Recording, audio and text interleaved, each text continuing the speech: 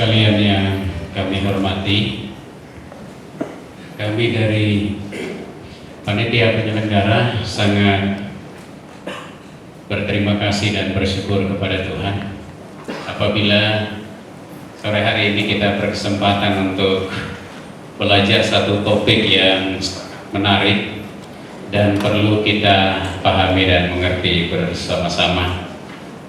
Untuk menyingkat waktu, pembicara yang pertama adalah beliau Bapak Pendeta Agung Wimisana.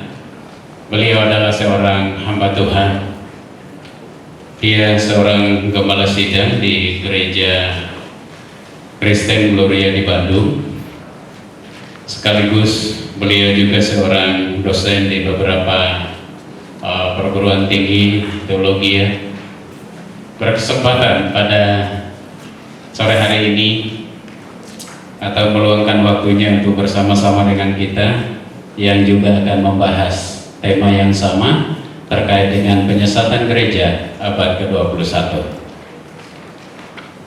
Dengan demikian saya akan mengundang dengan hormat dan dengan kasih Bapak Pendeta Agung Wimisana.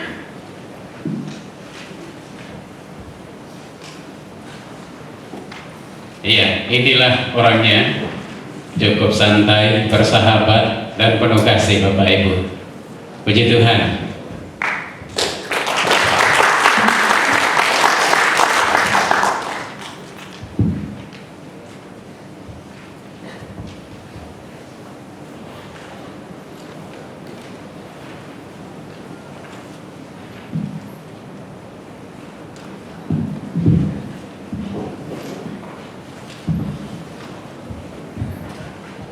Ya, kita akan mulai. Saya lebih baik berdiri karena ini agak besar, jadi tinggal kayak kepalanya doang gitu ya, jadi kurang baik. Nah, kita akan membuka ayat firman Tuhan. Mengapa tema ini menjadi satu tema yang dirindukan gitu ya, menjadi tema yang sangat aktual sebenarnya, dan hal-hal seperti itu khususnya tema-tema tentang penyesatan atau kepalsuan. Kita sudah garap sudah berapa bulan ini, dan kemudian memuncak kepada satu acara bagi jemaat secara umum dan juga para pemimpin gereja yang kita akan bersama-sama belajar. Jadi kita pembicara bukan mengajari saudara, tetapi kita belajar dari firman Tuhan dan ada masukan-masukan yang akan kita bersama-sama untuk memperbaiki gitu ya.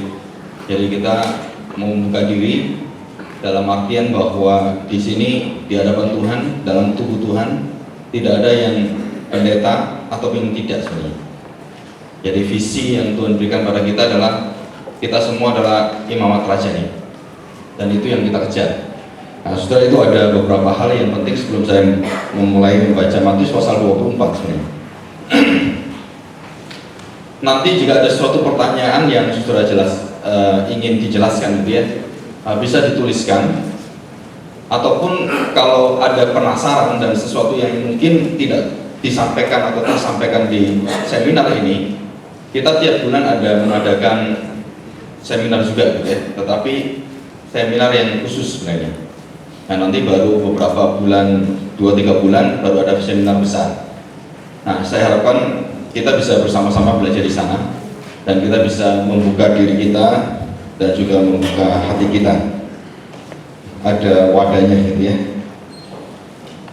Satu perhatian Tuhan Yesus yang diberikan kepada jemaatnya atau kepada tubuhnya, yaitu satu peringatan. Nah, peringatan itu bukan peringatan biasa, tapi peringatan yang sangat luar biasa. Dan peringatan dengan satu kata, yaitu penyesatan. Selama hampir berpuluh-puluh tahun ini, hampir tidak ada seminar yang membahas tentang the lost age. Kenapa akhirnya kita memilih untuk menyampaikan ini? Karena dengan isu-isu yang ada, mulai dari isu yang kita tahu bahwa pada tahun 2012 diisukan akan ada kiamat. Dan itu mulai timbul kembali, dan ada gempa bumi yang begitu banyak, dan banyak sekali pertanyaan-pertanyaan yang diajukan. Dan kemudian saya sering keliling, dan kemudian disebut sebagai pendeta akhir zaman, karena dipanggilnya itu suruh jelasin akhir zaman. Nah, itu sebutan di seminar khususnya untuk mahasiswa yang ada di Bandung dan beberapa tempat itu. Nah, saudara, kemudian dari sana saya melihat ada satu kerinduan, satu kehausan, satu kayaknya tuh minta tolong, tapi jiwa dan roh daripada mahasiswa dan juga para jemaat Tuhan itu nggak tahu kemana gitu. Nah, kita membaca itu seperti cerita Makedonia sebenarnya. Kalau Paulus yang pernah diberikan oleh Tuhan, dan kita tahu bahwa cerita itu cerita yang sudah dinantikan, dan kita melihat cerita itu akan terjadi karena Tuhan yang beritahukan kepada kita. Jadi nanti di akhir zaman itu kita akan melihat kondisi zaman yang sangat luar biasa sekali. Ini latar belakangnya. Kalau Tuhan Yesus mengatakan bahwa akhir zaman itu akan terjadi satu suasana, satu situasi seperti zaman Nabi Nuh. Berarti zaman Nabi Nuh itu ada beberapa kemiripan dengan akhir zaman. Kalau kita pelajari saudara baik-baik gitu ya, ada satu buku The Genesis of Generation. Jadi Genesis itu kejadian daripada keturunan-keturunan yang ditulis oleh Abraham Pak, dan dia menuliskan itu dan dihormati dan mendapatkan gelar DD, jadi doktor sebagai honoris causa gitu ya, kehormatan. Dia orang Korea. Selama hampir 60 tahun dia menyelidiki khusus silsilah Tuhan Yesus. Bayangkan saudara. Jadi selama hampir dalam pelayanan dia mengkhususkan diri menyelidiki mulai dari Adam sampai Tuhan Yesus. Dan dia kemudian paparkan dalam bukunya begitu detailnya, mulai dari pemakaian bahasa sampai kepada setiap keturunan dari keturunan satu sama lain. 10 keturunan dari Adam sampai Nuh, 10 keturunan dari Nuh sampai kepada Abraham. Jadi 10 keturunan itu, dan nama-nama mereka yang ada dalam keturunan itu membentuk satu nama yang menyatakan siapakah Kristus sebenarnya. Jadi ini luar biasa sekali. Dalam bahasa Ibrani-nya, dalam beberapa caranya, dan yang paling mengejutkan pada zaman Nuh. Nah, saya tidak bahas tentang Abraham ya. Pada zaman Nabi Nuh, kita tahu bahwa ada satu kondisi selama 120 tahun Nabi Nuh itu membangun bahtera. Jadi tahun sekitar 600 bahtera itu kemudian terjadi atau ada, dan Nuh berkhotbah kepada anak cucu dari Adam. Jadi kalau kita urut, Adam, kemudian Lamek, Metusalah, semua gitu ya.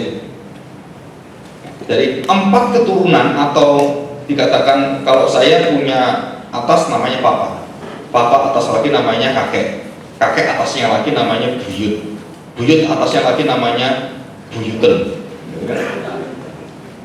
Jadi keturunan yang kelima itu mereka hidup semua, dan yang luar biasa adalah hanya 8 orang yang hidup, dan seluruh keturunan dari Abraham sampai kepada Lamek dan Metusalah semua dihapuskan Tuhan.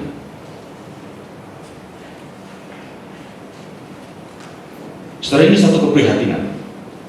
Jadi Nabi Nuh bukan berkhotbah dalam pikiran kita dari sejak sekolah minggu. Pikiran kita adalah, oh, Nabi Nuh itu berkhotbah pada orang-orang berdosa, orang-orang biadab. Tidak demikian. Kalau kita pelajari Alkitab, Nabi Nuh berkhotbah kepada siapa? Keturunan anak cucu Henok, anak cucu Metusalah, dan anak cucu Abraham, Adam. Tetapi mereka semua tidak ada yang mau dengar. Mungkin seminar ini juga sama, tidak ada yang mau dengar. Nggak apa-apa, so. Kenapa? Kita udah siap hati. Tetapi yang kita tahu bahwa ada satu keprihatinan Dan ada satu kuasa yang membedakan kita dengan zaman Nabi ini, yaitu apa? Roh Kudus belum turun, tetapi kita punya kuasa itu. Itu yang membedakan zaman Nabi itu dengan zaman kita. Jadi firman Tuhan banyak menjamin kuasa itu kepada kita. Beritakan itu, ya. Nah, kita akan membaca Matius 24. Perhatikan baik-baik. Saya mencoba kita belajar secara berurutan gitu ya. Matius 24. Nah, rahasia yang tersembunyi ini yang sudah lama berabad-abad, jadi tolong itu yang kedua, yang sudah terjadi dan kemudian dirindukan sejak dari Adam, dan kepada istrinya dijanjikan keturunan yang akan menolong menjadi juru selamat bagi seluruh umat manusia. Maka dalam Kejadian, Adam dan segala keturunannya dalam perjanjian baru, inilah silsilah Yesus Kristus. Saudara, arti silsilah ada dua. Yang pertama, asal dari Yesus Kristus sebagai manusia itu, Allah yang jadi manusia itu, ada silsilahnya. Tetapi dari sisi yang kedua hampir nggak pernah dibahas. Makanya kalau khotbah Natal, orang nggak ada yang khotbah silsilah. Itu namanya khotbah Natal yang tidak tahu budi, nggak ngerti bapakmu sopo, kamu itu dari mana, kamu bisa memiliki keselamatan itu, yang menyelamatkan kamu itu keturunannya siapa. Kita nggak bahas. Jadi yang pertama secara fisik, tapi yang kedua Tuhan Yesus dituliskan di situ adalah inilah silsilah Tuhan Yesus. Yang pertama asal dari jati diri dia dan asal keturunan dia secara fisik. Yang kedua, ini yang hampir nggak pernah dibahas, bahwa dia menjadi Adam yang kedua dan yang menurunkan keturunan dari benih yang kekal dan tidak bisa dikalahkan oleh dosa, tidak bisa dikalahkan oleh maut, dan tidak bisa dikalahkan oleh kerajaan yang menghancurkan manusia. Dari dia datang, sebelum itu seluruh manusia jatuh dalam kekerasan hati, tegar tengkuk, dan luar biasa bejatnya. Tapi waktu inilah silsilah Yesus Kristus, artinya dia asal dari mana dan siapakah yang akan, tanda petik dalam istilah bahasa jasmani, dilahirkan keturunan yang baru oleh Kristus. Itu artinya, dan hampir kita nggak pernah dengar itu artinya yang kedua. Nah, kita sudah sadar, berarti rahasia itu berabad-abad. Saudara bisa cek itu, mulai dari Paulus, mulai dari Petrus, mulai dari semua sampai Yohanes, Yakobus, apa yang mereka rindukan. Mereka tidak rindu mencari surga. Nggak ada pertanyaan di mana surga itu. Di Alkitab nggak ada pertanyaan itu. Tapi kadang-kadang kita pernah mendengarkan ada cara mengabarkan Injil, tanya, kalau mati kamu mau masuk surga atau masuk neraka? Betul? Saudara, Alkitab mengajar kita nggak seperti itu. Murid-murid Tuhan Yesus dan seluruh bangsa Israel tanya cuma satu, kapankah engkau memulihkan kerajaan Israel? Bukan katakan, kapan kami masuk surga? Nggak ada. Pertanyaan itu nggak pernah ada. Tapi zaman sekarang orang seneng mission trip ke surga. Aneh sekali ya. Ya, setelah itu kita belajar itu ya. Ini satu keprihatinan. Nah, saudara, saya gambarkan bahwa ada satu kerinduan semua rasul, nabi-nabi, raja Daud, semua merindukan itu. Merindukan satu persona, satu pribadi yang dijanjikan selama kurang lebih 6.000 tahun dengan seluruh silsilah dengan teliti itu yang dituliskan dalam Kemisah atau Bait Allah. Dan di situ ada tempat menuliskan silsilah bangsa Israel dari Adam sampai Tuhan Yesus. Tidak ada satu bangsa manapun yang pernah punya silsilah seketat dan sehebat itu. Tidak ada. Bangsa yang luar biasa hebat adalah bangsa menghormati, yaitu keturunan yang di atas. Jadi bangsa-bangsa yang luar biasa sekarang, orang Chinese itu menguasai seluruh ekonomi, dan pasti orang Chinese menghormati sistem orang tua, keturunan. Saudara cek semua, bangsa yang besar tidak ada yang menghina orang tua, dan itu dibuktikan dari firman Tuhan sudah ada, dalam hukum Taurat sudah ada. Nah, kita melihat bahwa kerinduan itu ada. Nah, saudara, nanti ini masuk ke seri ke-6 dan seri ke-5 di DVD. Saya tidak jelaskan di sini, tapi saudara jika tertarik silakan di sana, dan itu sangat luar biasa. Fakta-fakta dalam sejarah, fakta-fakta dalam biblika, fakta-fakta dalam begitu luar biasa tentang finalitas Kristus. Dan tidak ada satu manusia yang dinubuatkan 6.000 tahun yang kemudian sampai hari ini, yang kemudian satu persatu ribuan nubuatan itu persis terjadi. Tidak ada. Tidak ada satu orang pun.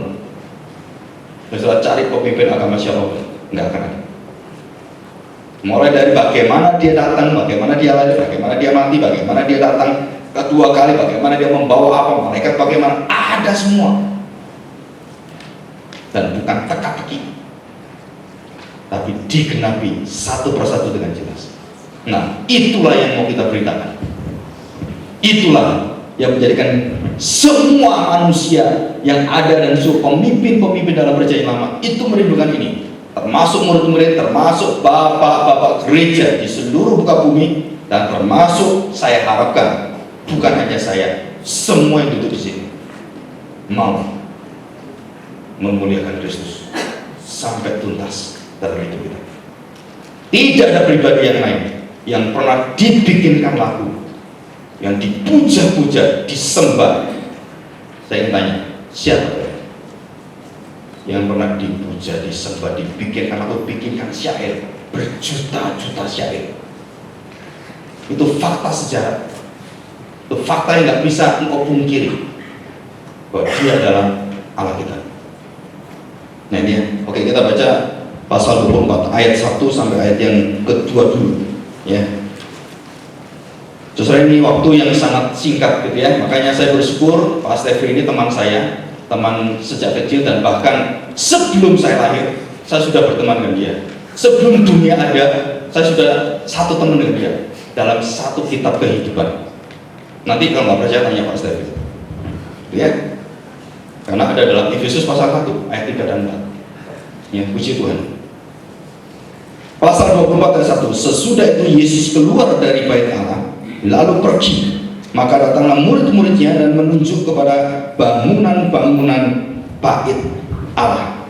Ia berkata kepada mereka, kamu melihat semuanya itu, aku berkata kepadamu, sesungguhnya, amin, amin, itu bahasa aslinya, sesungguhnya, amin, amin, dari satu fakta kemutlakan, totalitas, dan tidak bisa dibantah. Sesungguhnya Tuhan Yesus mengatakan demikian. Tidak satu batu pun di sini akan dibiarkan terletak atau tersusun di atas batu yang lain. Semuanya akan diapakan, saudara? Saudara, kenapa Tuhan Yesus memberitakan ini dulu? Sebelum dia mengatakan tentang penyesalan, sebelum dia membukakan tentang satu kenyataan di akhir zaman itu, apa yang akan terjadi, maka fondasi dasar gereja itu harus kembali kepada makna gereja yang sejati. Saudara, gereja sejati itu ada dua unsur yang utama dari zaman Bapak gereja, dari awal para rasul sampai hari ini, itu nggak pernah berubah. Gereja yang nampak dan gereja yang tidak nampak, invisible church dan visible church. Artinya apa? Ada gereja yang tidak bisa kita satukan secara manusia, tetapi Roh Allah yang menyatukan kita. Kita tempatnya beda, tapi engkau saudaraku, engkau setubuh dengan aku. Denominasinya lain, tapi kamu setubuh dengan aku. Cara ibadahnya lain, tapi kamu setubuh dengan aku. Bahasanya lain, kulitnya lain, rambutnya lain, giginya lain, satu ompong, satu nggak ompong. Matanya satu juling, yang satu nggak juling. Semua satu, nggak ada perbedaan. Itu namanya invisible church. Tapi waktu kita lihat visible church, dan disinilah banyak kita jatuh. Karena visible church penuh dengan kelemahan, tetapi bukan berarti engkau boleh melawan invisible church. Kenapa? Karena dalam Efesus Tuhan atur kedudukan para wakil-wakilnya, para pengajar, penggembala, guru, penginjil. Saudara, jangan pernah melawan hal ini. Kenapa? Itu ada di dalam Alkitab. Sekali lagi, saudara mau melawan apa yang didirikan oleh Tuhan, saudara melawan Tuhan sendiri. Jadi Tuhan tidak main-main. Kenapa dia mengangkat rasul? Kenapa dia mengangkat penatua? Kenapa dia mengangkat diaken? Dan tujuannya kemana? Menjadi bangsa imamat kerajaan. Itu adalah satu fokus, satu telos, satu tujuan yang sempurna di sana. Jadi semua diberikan oleh Tuhan